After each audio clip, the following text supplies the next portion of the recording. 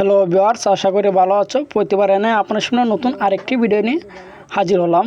আজ আপনার সাথে আলোচনা করব আপনারা যারা যারা একাদশ শ্রেণীতে প্রথম পর্যায়ে আবেদন করেছেন, আপনারা যদি কলেজের চান্স না পান অথবা আপনার পছন্দ অনুসারে যদি কলেজ না আসে তাহলে কি করবেন।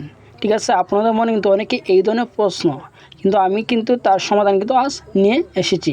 ঠিক আছে, আপনারা যারা প্রথম পর্যায়ে আবেদন করছেন, এই আবেদনে যদি আপনারা যে কলেজ চয়েস দিয়েছেন, ইচ 5টা কলেজ অথবা 10টা কলেজ, 10টা অথবা 5টা কলেজের মধ্যে যদি আপনার এই যে কোনো একটি কলেজে চান্স না হয় তাহলে কী করবেন, অথবা আপনি যে পছন্দের কলেজ দিয়েছেন সেই পছন্দের কলেজ যদি আপনার না আসে তাহলে কী করবেন। ঠিক আছে, তাহলে টেনশন নেওয়ার কোনো কারণ নাই। ঠিক আছে, আমরা মূল ওয়েবসাইটে চলে যাই, যার পর আমি আপনাকে দেখাচ্ছি যে এখানে দেখতে পাচ্ছেন যে একাদশ শ্রেণীর 2024 নীতিমালা। ঠিক আছে, আপনারা যারা প্রথম পর্যায়ে আবেদন করছেন তারা ফল কিন্তু 23শে জুন প্রকাশিত হবে। ঠিক আছে, 23শে জুন আপনার ফলাফল দেখবেন। দেখার পর যদি আপনার কলেজে যদি কোনো কলেজে যদি আপনার চান্স না হয় অথবা আপনার পছন্দ অনুসারে যদি আপনার কলেজে যদি না পান তাহলে কোনো টেনশনের কিছু কারণ নাই। প্রথম পর্যায়ে আবেদন না হলে কিন্তু দ্বিতীয় পর্যায়ে আবার আবেদন করতে পারবেন। ঠিক আছে, যদি দ্বিতীয় পর্যায়ে যদি আবেদন করার পর যদি না হয় তাহলে তৃতীয় পর্যায়ে করতে পারবেন। ঠিক আছে, 3টা পর্যায়ে কিন্তু আছে, তার জন্য বলবো কোনো টেনশনের কোনো কারণ নাই। যে আমরা 3টা পর্যায়ে আছে, যে কোনো 3টা পর্যায়ের মধ্যে যে কোনো একটা পর্যায়ে কিন্তু আপনার আবেদন হবেই কিন্তু। ঠিক আছে, 3টা পর্যায়ের মধ্যে যে কোনো একটা পর্যায়ে কিন্তু আপনার আবেদন হবে।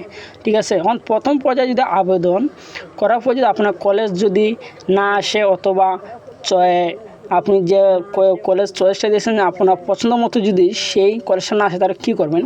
আমি বলবো যদি আপনি এই কলেজে ভর্তি না হতে চান তাহলে আপনার কনফার্ম করবেন না। ঠিক আছে, অথবা আপনার যে 5টা কলেজের মধ্যে একটা কলেজে চলে এসেছে আপনার, কারণ আপনি কলেজে ভর্তি হবেন না, কারণ সেটা আপনার পছন্দ না। সেকেন্ডবার জন্য আবেদন করবেন, তা আবেদন করার আগে আপনার যে কাজটা করতে হবে, আপনার নিশ্চয় করতে পারবেন না, নিশ্চয় তো কনফার্ম করতে পারবেন না। যদি একটি করে যদি একবার কনফার্ম করে ফেলেন তাহলে কিন্তু সেই কলেজে কিন্তু ভর্তি হওয়া লাগবে। ঠিক আছে, আবারও বলি, যদি আপনি এই কলেজে যদি ভর্তি হতে চান না, আপনার যে কলেজটা আপনার এসে গেছে প্রথম আবেদনে, সেটা যদি আপনি ভর্তি হতে না চান তাহলে সেই কলেজে কনফার্ম করবেন না। যদি একবার কনফার্ম অথবা নিশ্চয় করে ফেলেন তাহলে কিন্তু এই কলেজে ভর্তি হতে হবে, দ্বিতীয় পর্যায়ে কিন্তু আবেদন করার সুযোগ থাকবে না। ঠিক আছে, আশা করি বুঝতে পারছেন। তারপর যদি আপনাদের কোনো সমস্যা হয় বুঝতে, তো অবশ্যই আমাকে কমেন্ট বক্সে জানাবেন। আর এই ধরনের নিত্য নতুন ভিডিও পাওয়ার জন্য অবশ্যই চ্যানেল সাবস্ক্রাইব করে পাশে রাখবেন। ধন্যবাদ, দেখাবো অন্য কোনো ভিডিওতে।